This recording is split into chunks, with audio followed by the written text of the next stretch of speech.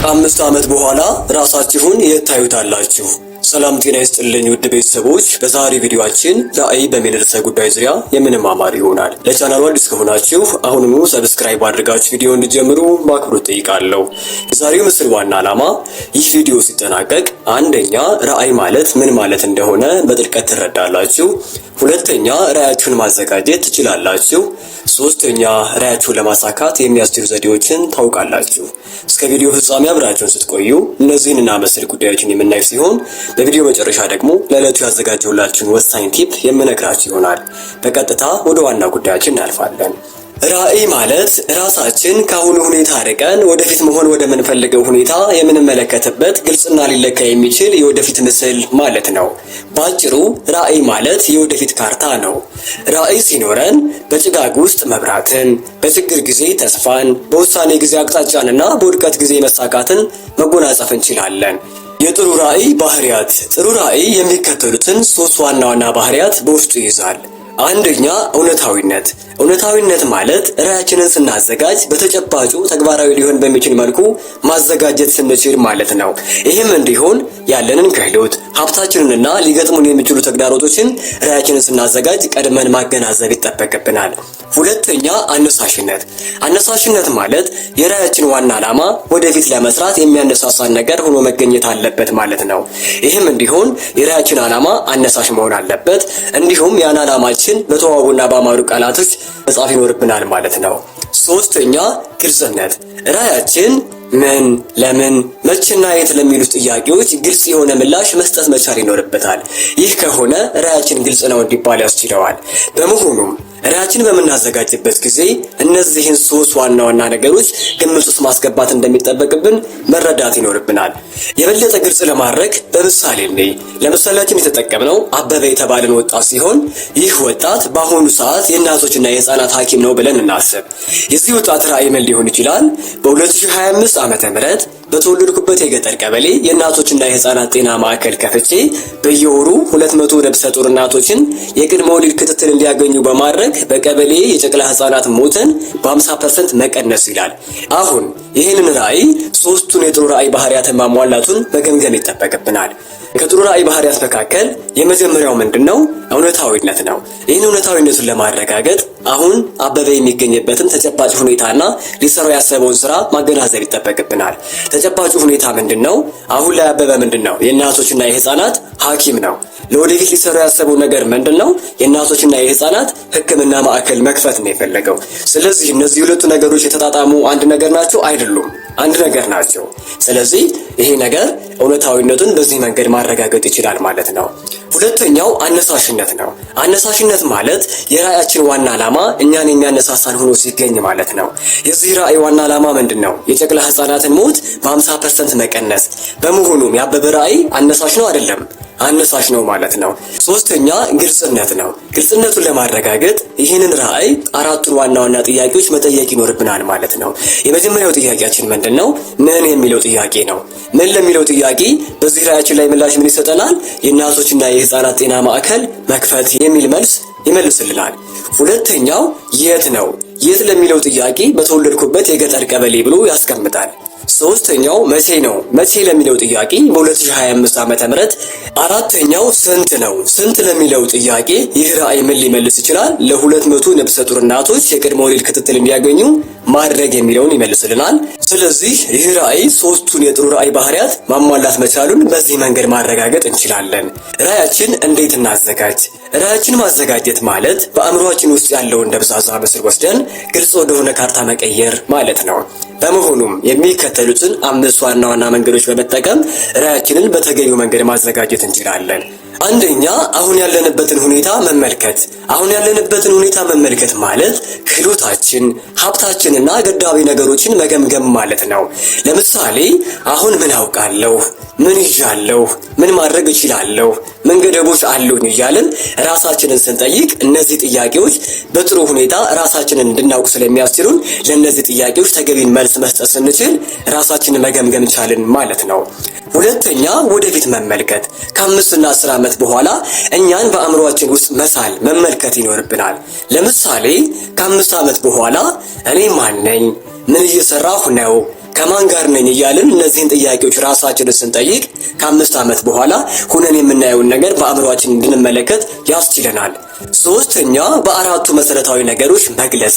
እላይ ራሳችን የተመለከትንበትን የወደፊት ምስል የሚከተሉትን አራት ዋና ዋና ጥያቄዎች በመጠየቅ ለእነዚህ ጥያቄዎች ደግሞ ተገቢውን ምላሽ በማስቀመጥ በአራቱ ነገሮች መግለጽ ይጠበቅብናል። አንደኛ ምን የሚል ጥያቄ ነው። ወደፊት ምን ስሰራ ነው ራሴን የማየው የሚለውን ማስቀመጥ። ሁለተኛ የት፣ ያንን ስራ የት ነው የምሰራው ለሚለው ተገቢውን መልስ መስጠት። ሶስተኛ መቼ፣ ያንን ስራ መቼ ነው እዚህ ቦታ ላይ የምሰራው ብለን ማስቀመጥ። አራተኛ ምን ያክል፣ መጠኑን ማለት ነው። ምን ያክል ተጽዕኖ ነው በዛ ስራ መፍጠር የምችለው፣ ምን ያክል ሰዎች ነው በዛ ስራ መቅጠር የምችለው፣ ምን ያክል ገቢ ነው በዛ ስራ ማግኘት የምችለው የሚሉትን ነገሮች ማስቀመጥ መቻል ይጠበቅብናል።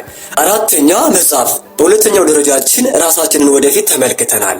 በሶስተኛው ደረጃ ደግሞ ይህ ወደፊት የተመለከትነውን ነገር አራቱን ጥያቄዎች ጠይቀን በጥያቄዎቹ መሰረት መልሶችን አስቀምጠንለታል። አሁን እነዚህን መልሶች ቋንቋዊ ስነ ስርዓቱን በጠበቀ መልኩ በአረፍተ ነገር መግለጽ ይጠበቅብናል ማለት ነው። ስለዚህ በዚህ ደረጃ ላይ ምንድነው የምናደርገው? ራዕያችን በተገቢው መንገድ መጻፍ መቻል ይጠበቅብናል። አምስተኛ መፈተን። በአራተኛው ደረጃ የጻፍነውን ራዕያችንን የጥሩ ራዕይ ባህሪያትን ማሟላቱን መፈተን ይጠበቅብናል።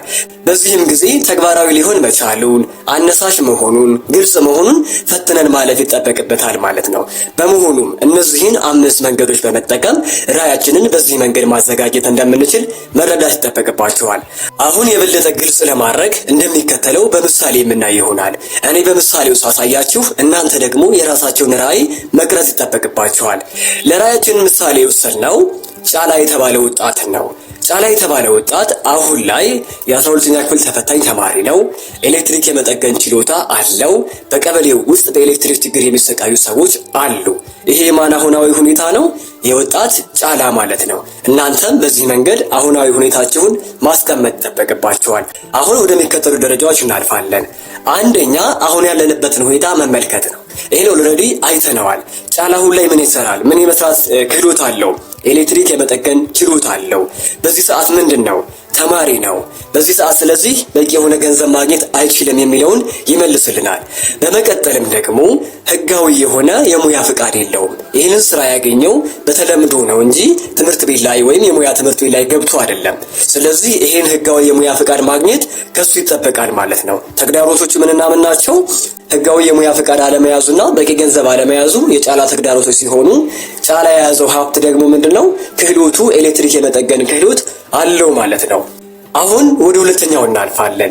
ሁለተኛው ወደፊታችን መመልከት የሚለው ነው። ጫላ ከ5 ዓመት በኋላ የራሴ ኤሌክትሪክ እቃ መሸጫና ጥገና ሱቅ ከፍቼ 2 ሰዎችን ቀጠሬ ስሰራ አየዋለሁ። ማንን? ራሱ ጫላን ማለት ነው። እናንተስ ምንድነው የምታዩት ራሳችሁ ላይ? ከ5 ዓመት በኋላ ከ10 ዓመት በኋላ ራሳችሁ ላይ የምታዩትን ነገር በዚህ መንገድ መጻፍ ይጠበቅባችኋል። ሶስተኛ ይህንን ራሳችን ወደፊት የተመለከትነውን ነገር የሚከተሉትን 4 መሰረታዊ ጥያቄዎች በመጠየቅ ተገቢውን መልስ ማስቀመጥ ይጠበቅብናል። አንደኛ ምን? ጫላ ምን ሊሰራ ነው ያሰበው? የኤሌክትሪክ ጥገናና መሸጫ ሱቅ ሊሰራ ነው ያሰበው። ሁለተኛ የት ነው ይህንን ስራ የሚሰራው? በቀበሌው ዋና መንገድ ላይ። ሶስተኛ መቼ? ከ5 ዓመት በኋላ። አራተኛ ስንት? 2 ሰዎችን በመቅጠር በወር 30 ሺህ ብር ገቢ ማግኘት ይለናል። አራተኛ መጻፍ። ጫላ ራዕዩን እንዴት አድርጎ ሊያዘጋጅ ይችላል? በ2023 ዓመተ ምህረት በቀበሌ ዋና መንገድ ላይ የራሴ ኤሌክትሪክ ጥገናና መሸጫ ሱቅ ከፍቼ 2 ሰዎችን በመቅጠር በወር 30 ሺህ ብር ገቢ ማግኘት ብሎ ራዕዩን በዚህ መልኩ መጻፍ ይችላል። እናንተም ራዕያችሁን ላይ የጠየቃችሁትን ጥያቄ መልስ በማዘጋጀትና በማቀነባበር ራዕያችሁን በዚህ መልኩ ማዘጋጀት ትችላላችሁ። አምስተኛ መፈተን። መፈተን ማለት ያዘጋጀነው ራዕይ የጥሩ ራዕይ ባህሪያትን ማሟላቱን መገምገም ማለት ነው። አሁን ይህንን ራዕይ እንገምግም። አንደኛ እውነታዊ ነው ወይ? አዎ እውነታዊ ነው። ለምን እውነታዊ ተባለ ስንል እውነታዊነቱን ለማረጋገጥ በመጀመሪያ አሁን ላይ ያለንን ሁኔታና ለወደፊት ያሰብነውን ስራ ማገናዘብና መመዘን ይጠበቅብናል። አሁን ላይ ጫላ ምን የመስራት ክህሎት አለው? ኤሌክትሪክ የመጠገን ክህሎት አለው። ለወደፊት ሊሰራ ያሰበው ስራ ምንድነው? የኤሌክትሪክ ጥገና። ስለዚህ ይሄ ነገር ይቀራረባል አይቀራረብም? ይቀራረባል። ይሄ ነገር እውነት ነው ልንል የቻልነው በዚህ ምክንያት ነው ማለት ነው። ሁለተኛ አነሳሽነት ነው። አነሳሽነቱን ለማወቅ የራዕዩን ዋና ዓላማ መገንዘብ ይጠበቅብናል። በዚህ ራዕይ ዋና ዓላማው ምንድነው? የሰፈሩን የኤሌክትሪክ ችግር መቅረፍ ነው። ስለዚህ ይህንን ራዕይ እየተመለከተ ወደፊት በተነሳሽነት መስራት ይችላል አይችልም? ይችላል። ስለዚህ ይህ ራዕይ ምንድነው? አነሳሽ ነው ማለት ነው። ሶስተኛ ግልጽነት ነው። ግልጽነቱን ለማረጋገጥ ይህንን ራዕይ ምን፣ የት፣ እንዴትና መቼ የሚሉ ጥያቄዎችን በመጠየቅ ለእነዚህ ጥያቄዎች ተገቢውን መልስ መስጠቱን ማረጋገጥ መቻል ይጠበቅብናል። በመሆኑም ምን የሚለውን ጥያቄ ስንጠይቅ የኤሌክትሪክ ጥገናና መሸጫ ሱቅ የሚል ይመልስልናል። የት የሚለውን ጥያቄ ስንጠይቅ ደግሞ በቀበሌው ዋና መንገድ ላይ። መቼ ስንል በ2023 ዓመተ ምህረት። ስንት ስንል 2 ሰዎችን በመቅጠር 30 ሺህ ብር ወርሃዊ ገቢ ማግኘት ብሎ ስለሚመልስልን በዚህ መንገድ ግልጽነቱን መመለስ ይችላል ማለት ነው። በመሆኑም ይሄ ራዕይ ሶስቱንም የጥሩ ራዕይ ባህሪያት ማሟላት ስለቻለ ይህንን ፈተና ማለፍ ችሏል ማለት ነው። እናንተም ደግሞ በዚህ መንገድ የራሳችሁን ራዕይ በማዘጋጀት በአምስተኛው ደረጃ በበለጠ መንገድ መገምገም ይኖርባችኋል። ይህን ማድረግ ከቻላችሁ ራዕያችሁን በተገቢው መንገድ ማዘጋጀት ችላችኋል ማለት ነው። ይሁን እንጂ ብዙ ሰዎች ራዕያቸውን አዘጋጁ ማለት ለስኬት ደረሱ ማለት አይደለም። ለስኬት እንዳይደርሱ የሚያደርጓቸው ምክንያቶች ደግሞ የሚከተሉት 5 ምክንያቶች ናቸው። አንደኛ ፍርሃት ነው። ፍርሃት ማለት ነገሮችን ለመጀመር መስጋት፣ መጠራጠር ማለት ነው። ይህ ፍርሃት ደግሞ የስኬታችን ዋና ማነቆ እንደሆነ መገንዘብ ይጠበቅብናል። ይህንን ማወቅ ስንችል ፍርሃታችንን ለማስወገድ ተገቢውን እርምጃ እንድንወስድ መወሰን እንችላለን። ፍርሃታችንን ለማስወገድ ምን መወሰን እንችላለን ስንል መፍትሄው አንድና አንድ ብቻ ነው። መፍትሄውም እንዴት ነው? ዛሬ ላይ ይህ ፍርሃት ከኛ ጋር በመሆኑ አሁን የምንገኝበት ሁኔታ አለ። ይህ ሁኔታ ደግሞ ለኛ የማይገባን ሁኔታ እንደሆነ በዚህ ሰዓት መገንዘብ እንችላለን። በመሆኑም ለዛሬ 5 እና 10 ዓመት ከዚህ ሁኔታ በተሻለ መልኩ መድረስ የምንፈልገው ነገር አለ። እዚህ ቦታ ላይ ለመድረስ ግን ይህንን ፍርሃታችን ማስወገድ የግድ እንደሚለን እናውቃለን። ስለሆነም በዚህ ጊዜ እነዚህን 2 ወሳኝ ነገሮች አመዛዝነን የበለጠውን ማስቀደም የኛ ድርሻ ይሆናል ማለት ነው። አንደኛው ምርጫ ምንድነው? ይህንን ፍርሃታችንን ይዘን በዚህ ሁኔታ የዛሬ 5 እና 10 ዓመት መገኘት ሲሆን፣ ሌላኛው ምርጫችን ደግሞ ይህንን ፍርሃታችንን አስወግደን በሚቀጥሉት 5 እና 10 ዓመታት ከዚህ በተሻለ መንገድ መገኘት የሚለው ነው። ይህንን ውሳኔ ለመወሰን የተሻለውን መምረጥ ከኛ የሚጠበቅብን ይሆናል ማለት ነው። በመሆኑም ይህንን ውሳኔ በተገቢው መንገድ ስንወስን ፍርሃታችንን ማሸነፍ እንችላለን። ሁለተኛ አሉታዊ ሰዎች። አሉታዊ ሰዎች ማለት አይሆንም የሚል አመለካከት ያላቸው ሰዎች ማለት ነው። እነዚህ ሰዎች ከራሳቸው አልፈው እኛ ላይ ይህን ማንነታቸውን መጫን ሲጀምሩ እኛ ራዕያችንን ማሳካት አይደለም የዛሬ መኖራችን ራሱ አጠያያቂ ጉዳይ ላይ እንዲደርስ ያደርገዋል። ስለዚህ ራዕያችንን ለማሳካት እነዚህ ሰዎች ጋር ያለንን ግንኙነት በተገቢው መንገድ ማስተካከል ይጠበቅብናል። በምን መልኩ እናስተካክል ሲባል ለእነዚህ ሰዎች ቀይ መስመር በማዘጋጀት ከዚህ መንገድ በኋላ እንዳያልፉብን በማድረግ ራዕያችን በግላችን ማሳካት እንችላለን። ሁለተኛው ደግሞ አዎንታዊ የሚባሉ ወይም ደግሞ እኛን የሚያበረታቱና ወደ ተሻለ ደረጃ የሚያሳልፉንን ሰዎች መቀራረብና ከነሱ ጋር ውሎ ማሳመር ይጠበቅብናል ማለት ነው። በዚህ ጊዜ ግን አሉታዊ ሰዎች የምንላቸው ሰዎች የቅርብ ሰዎቻችን ሊሆኑ ይችላሉ። የቅርብ ሰው ሲባል የትዳር አጋር ሊሆን ይችላል፣ ልጃችን፣ አባታችን፣ እናታችን እንዲሁም እህትና ወንድሞቻችን ሊሆኑ ይችላሉ። እነዚህን ሰዎች እስከ መጨረሻው ማሰናበት የማንችላቸው ሰዎች ናቸው። በዚህም ጊዜ ምን ማድረግ ይጠበቅብናል? ለእነዚህ ሰዎች ያሉንን ነገሮች ግልጽ አድርጎ ባለመናገር ቀይ መስመራቸውን በማስመር ከዚህ በኋላ እንዳያልፉ በእኛ ስርዓት እንዲሽከረከሩ ማድረግ እንችላለን ማለት ነው። እነዚህ ሰዎች ደግሞ አሉታዊ አስተሳሰባቸውን የሚጭኑብን እኛ የከፋ ነገር እንዳይገጥመን በማለት ነው እንጂ እኛ ጥሩ ቦታ ላይ እንድንደርስ ፍላጎታቸው ያልሆነ ሆኖ አይደለም። ስለዚህ እነዚህ ሰዎች ጋር ያለንን መስተጋብር ማስተካከል ነው እንጂ ከፍጻሜ መቁረጥ የለብንም ማለት ነው። ሶስተኛው ራስን ማጉደል ነው። ራስን ማጉደል ማለት እኔ ከሰው በታች ነኝ ብዬ ማሰብ ማለት ነው። ይህ ነገር እንዲሆን የሚያደርገው ነገር አንደኛው ፈጣሪን መካድ ነው። ፈጣሪን መካድ ማለት በፈጣሪ ያመንን እያለን የፈጣሪን ስራ መቃወም ማለት ነው። ፈጣሪ እውነተኛ ነው፣ ሁሉንም ነገር በኩል መንገድ ፈጥሯል ብለን አምነን እንደገና ደግሞ እኔን ወይም አንቺን ወይም አንተን ከሰው በታች አድርገን ማሰብ ምን የሚሉት ነገር ነው? ከፈጣሪ ስራ ጋር መቃረን ይሆናል አይደል? ስለዚህ ይሄንን ለመፍታት የፈጣሪን ቻይነቱንና እኩል አድርጎ መፍጠሩን መገንዘብና መረዳት ይጠበቅብናል ማለት ነው። ሁለተኛው ደግሞ ስህተቶቻችን ማግዘፍ ነው። በህይወታችን የምንሰራቸው ቁጥጥንም ሆኑ ትልልቅ ስህተቶች ይኖራሉ። እነዚህ ስህተቶች ሰዋዊ ባህሪዎችን ተላብሰው የሚመጡ ችግሮች እንጂ እኛ ከሰው በማነሳ የሚመጡ ችግሮች እንዳልሆኑ መገንዘብ ይጠበቅብናል። በመሆኑም የምናሳካቸውን ትንንሽ ስኬቶች እውቅና በመስጠት እንዲሁም ለስህተቶቹ ሙሉ በሙሉ ተጠያቂው እኔ ወይም አንቺ ወይም አንተ ብቻ ሳይሆን ሁኔታዎችም እንዳሉና ከስህተትም ጥሩ ነገርን መማር እንደምንችል መገንዘብ ስንችል እኛ ራሳችን ከሰው በታች እንደሆንን ሳይሆን ከሰው ጋር እኩል እንደሆንን መገንዘብ እንድንችል ያደርገናል ማለት ነው። ይሄ ብቻ አይደለም፣ እኛንም ከሰው አግዝፈን ማየት ስንችል ነገሮችን እንድንንቅ ስለሚያደርገን ናቂ ወዳቂ ነውና ወዳልሆነ ደረጃ እንድንደርስ ያደርገናል። ስለዚህ ራስን ማግዘፍንም በዚህ መንገድ ማየት ይጠበቅባችኋል። አራተኛው ማዘግየት ነው። ማዘግየት ማለት የዛሬን ስራ ለነገ ማስተላለፍ ማለት ነው። እንግዲህ አመት ማለት የቀናት ድምር ከሆነ የዛሬን ስራ ዛሬ መስራት ካልቻልን የዘንድሮን ስራ ዘንድሮ መፈጸም አንችልም ማለት ነው። ስለዚህ የአመቱን ስራ ቀጣይ አመት፣ የአምስት አመቱን ስራ የዛሬ 10 አመት ማድረጋችን ስለማይቀር በዚህ መንገድ ስኬታችን ሊጓተት ስለሚችል ዛሬውኑ መስራት የሚጠበቅብንን ስራ ዛሬውኑ መስራት ስንችል ይህንን መቅረፍ እንችላለን። አምስተኛ ትኩረት መንሳት ነው። ትኩረት መንሳት ማለት በአንድ የተለያዩ ነገሮችን ማሰብ ማለት ነው። በአንድ የተለያዩ ነገሮችን ማሰብ ሲባል ብዙ ነገሮችን በተመሳሳይ ሁኔታ ማቀድ ስንችል ማለት ነው። ይህ በሚሆንበት ጊዜ ውስን የሆነው የሰው ኃይል እነዚህ ሁኔታዎች ላይ መድረስ ስለማይችል ስኬትን እንዳንጎናጸፍ ያደርገናል ማለት ነው። 2-3 እንመኛለን፣ አንዱንም ግን ማሳካት አንችልም። ለዚህ ጥሩ ምሳሌ የሚሆነን ወደ ተለያዩ ዩኒቨርሲቲዎችና ኮሌጆች የሚቀላቀሉ ተማሪዎች ራሳቸው የፈለጉትን የትምህርት ክፍል ያገኛሉ። ከዛ በኋላ ደግሞ በግል እያሉ ጎን ለጎን 3-4 ፊልዶችን መማር ይጀምራሉ ማለት ነው። እነዚህ 3-4 ፊልዶች ፈጽሞ የማይገናኙ ነገሮች ናቸው። አንዱ ኮሌጅ ላይ ሕክምና፣ አንዱ ኮሌጅ ላይ ምህንድስና፣ አንዱ ኮሌጅ ላይ መምህርነት እያልን የተለያዩ ስራዎችን ማሯሯጥ ስንችል የኛን ውስን ኃይላችን መጠቀም እንዳንችል ስለሚያደርገን በመጨረሻም አንዱም ላይ እንኳን ጥሩ እውቀት እንዳይኖረን ያደርገናል ማለት ነው። ይህ እንዳይሆን ተገቢ ነገሮችን ቅድሚያ መሰጠት የሚጠበቅባቸውን ነገሮች በቅድሚያ በመስራት ነገ መሰራት የሚጠበቅባቸውን ነገሮች ደግሞ ለነገ ማስተላለፍ ይጠበቅብናል ማለት ነው። ራዕያችንን እንዴት ማሳካት እንችላለን? ራዕያችንን ለማሳካት ላይ ለጠቀስናቸው 5 ዋና ዋና ለራዕይ ጠላቶች ተገቢውን መልስ መስጠትና የሚከተሉትን 6 እርምጃዎች መውሰድ ይጠበቅብናል። አንደኛ፣ ራዕያችንን በግልጽ መጻፍ። ለምሳሌ በ2020 ዓመተ ምህረት የራሴ ምግብ ቤት ከፍቼ 20 ሰዎችን መቅጠር የሚል ራዕይ ልንጽፍ እንችላለን። ሁለተኛ፣ ይህንን ራዕይ ወደ ትንንሽ ግቦች መከፋፈል። ዓመታዊ፣ ወርሃዊና ዕለታዊ ግቦች ብለን ከፋፍለን ይህንን ራዕይ በጥሩ ሁኔታ ማስቀመጥ ይጠበቅብናል። ለምሳሌ ሌላኛው ምሳሌያችን በምን መልኩ መግለጽ እንችላለን? ዓመታዊ ግቡን የምግብ ቤት አስተዳደር ስልጠና መውሰድ፣ ወርሃዊ ግቡን ደግሞ ቦታ መፈላለግ። ቦታ መፈለግ ሲባል ለምግብ ቤት መስሪያ የሚሆን ቦታዎችን መፈለግ ማለት ነው።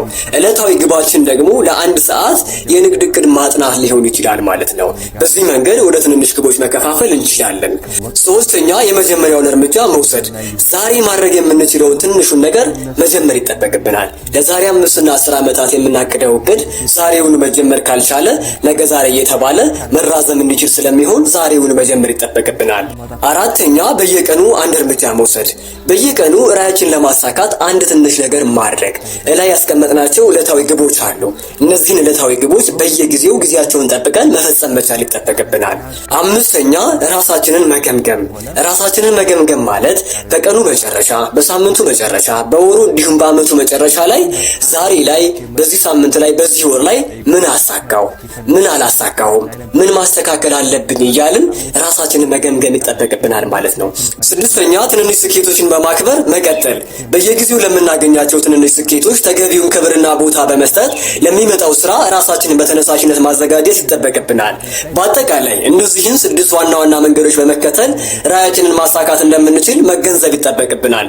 አሁን ደግሞ የመጨረሻው ቲፓችን ላይ ደርሰናል። ቲፓችንን ምንድነው? ራዕያችንን በቀላሉ ለማሳካት ጠላትን መቀነስ መቻል ይጠበቅብናል። ጠላትን መቀነስ ማለት በሆነ ባልሆነ ነገር ከሰዎች ጋር ሰጣ ገባ መግባትን መቀነስ ማለት ነው። በዚህ ጊዜ ለጠላት የምናውለውን ጉልበታችንና ኃይላችን ራዕያችንን ለማሳካት ስለሚጠቅመን በአጭር ጊዜ ራዕያችንን መጎናጸፍና ራዕያችንን ማሳካት እንችላለን ማለት ነው። እስካሁን አብራችሁን ስላላችሁ እጅግ በጣም አመሰግናለሁ። በሚቀጥለው በሌላ ቪዲዮ ተመልሰን እስከምንገናኝ መልካሙን ተመኘሁላችሁ።